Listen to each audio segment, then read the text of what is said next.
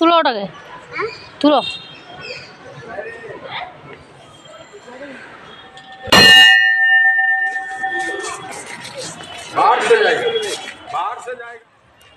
Hello বন্ধুরা, তোমরা সবাই কেমন আছো? আশা করি ভালো আছো। আমিও খুব ভালো আছি। তো আজকে তোমাদের সামনে একটা ব্লগ নিয়েছিলাম। তো ভেবেছিলাম আজকে ব্লগটি করবো না, ভালোই লাগে না কোথাও গেলে ব্লগ করতে, নিজে শান্তি করে সময় কাটাতে পারি না।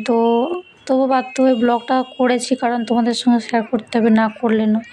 এখন আমি কোথায় আছি বলো তো? সেই নন্দীগ্রাম ড্রেমটি স্কুলের সামনে। তো আমরা প্রথমে ফুচকা খেয়ে নিলাম।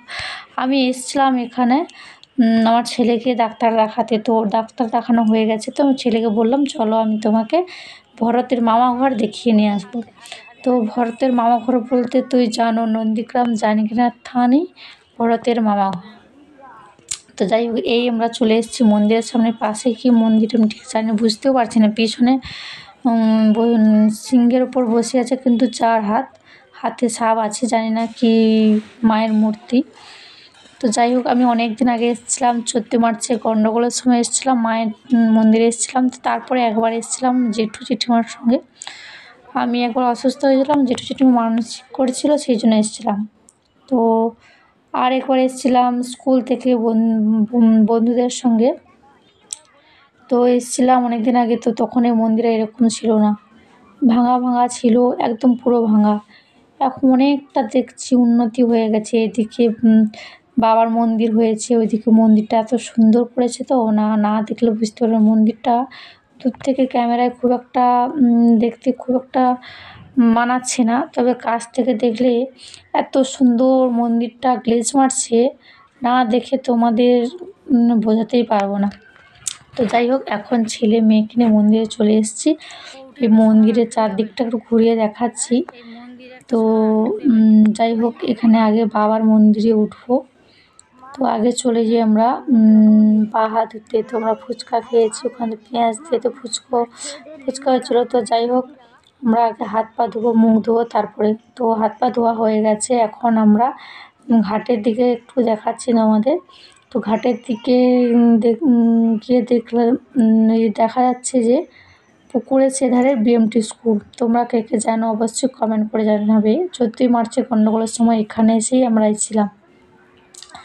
যাই হোক, একটা সময় চলে গেছে, এখন একটা সময় এসছে, আবার একটা সময় আসবে। কীরকম সময় আসবে ভগবানই জানেন। তো আজকে জানকীনাথের মন্দিরে চললাম। আমার ছেলে পেছন পেছন চলে এসছে, ছেলে মেয়ে আমি 3 জন। সত্যি কথা বলতে কি, আমার ব্লগ করতে একদম ভালো লাগে না। এখন আর তো ব্লগ আপলোডই দিই না, তোমাদের সঙ্গে শেয়ার করি না, ভালোই লাগে না। আর কোথাও গেলে ব্লগ রেডি করতে হলে নিজের মতো করে সময় কাটাতে পারি না, যেন ভালো লাগে না। তো যাই হোক, কিছু সময় ব্লগ করার পর আমি এখানে মন্দিরে কিছু সময় বসবো, তারপরে বাড়িতে যাব। যাই হোক, এখন আমি আগে বাবার মন্দিরে যাই। তো বাবার মন্দিরে দেখো, পুরো তারকেশ্বরের বাবার মতো মূর্তিটা, বাবা তারকেশ্বরের মতো মূর্তি। আমার মেয়ে তো নন্দীর সঙ্গে একদম খেলায় মত্ত হয়ে গেছে একদম। তো চারদিক ঘুরে দেখাচ্ছি তোমাদেরকে। পুরো পুরো দেখো তারকেশ্বরের বাবার মতো মূর্তি। তো আমার মেয়ে নন্দীর গায়ে হাত বুলাচ্ছে। তো এবারে আমি একটুকু প্রণাম করে নিই, মেয়েও প্রণাম করলে। তো আমার মেয়ের চোখ বাবার টাকার দিকে, কখন থেকে তার মন লসফস করছে কী করে বাবার টাকাটা হাতানো যায়। তো সেই ফাঁকে আমার ছেলে একটু ক্যামেরাটা ধরে দিল, ভিডিওটা করে দিল। তো আমার ইচ্ছে ছিল না, ছেলে বলল মা দাও আমি ক্যামেরাটা ধরে দিই। তো যাই হোক, ধরে দিল। তো প্রণাম করা হয়ে গেল। এবারে বাটুলটা কোথায় খুঁজি, বাটুল, ও মা, এই তো সেই বাটুল। এই বাটুলটা আমি একদিন তুলেছিলাম, আমি আমার দাদা মিলে। তো এই বাটুলটা মন স্থির না থাকলে কখনো কেউ তুলতে পারবে না। মন যদি না থাকে আর মনে যদি অহংকার থাকে, কেউ কখনোই তুলতে পারবে না, একদম ধোয়া, সত্যি কথা। তো আমার ছেলে মেয়ে মিলে দুজনেই টানাটানি করছে, কারণ এটা বালি সিমেন্ট দিয়ে বসিয়ে দিয়েছি। নিশ্চয় চোররা চুরি করেছিল বারবার। এমন একটা ধাতু আছে এর মধ্যে, যে এর মধ্যে আকর্ষণীয় কিছু আছে।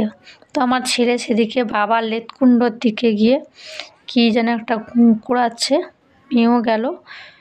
তো এবার চলে যাই বাবার মন্দিরে, মায়ের মন্দিরে। তো ছেলে আমার তো পৌঁছে গেছে আগে থেকে। তো এই যে দেখছো আংটিটা, এই আংটিটা আমি আজ থেকে কয়েক বছর আগে 12-13 বছর আগে এই মন্দিরের এই গ্রিলে আমি কুড়িয়েছিলাম, কিন্তু সেই গ্রিলটা নেই, এখনও দেখতে পাচ্ছি না। মন্দিরটা জাস্ট এমন হয়ে গেছে আমি চিনতেই পারছি না। তো যাই হোক, এই এতদিন পরে আজ 12-13 বছর পরে মা জানকীনাথ ধামে এসে রামচন্দ্র, লক্ষ্মণ, সীতাকে দেখলাম। এখন মূর্তিও আলাদা হয়েছে, আগে কাঠের ছিল মূর্তি, এখন তো পিতলের মূর্তি হয়ে গেছে। আর মন্দিরটা একদম অসাধারণ হয়ে গেছে। মন্দিরটা না দেখলো না, এখানে এসে মন মানে কী বলা যায়, মনে খুব শান্তি পেলাম। যাই হোক, আমার ক্যামেরাটা ধরতে তো একদম বিরক্তি লাগছে, ভালো লাগছে না। কারণ মন্দিরে গেলে বা কোথাও গেলে কে ব্লগ করতে মানে একদম ভালো লাগে না।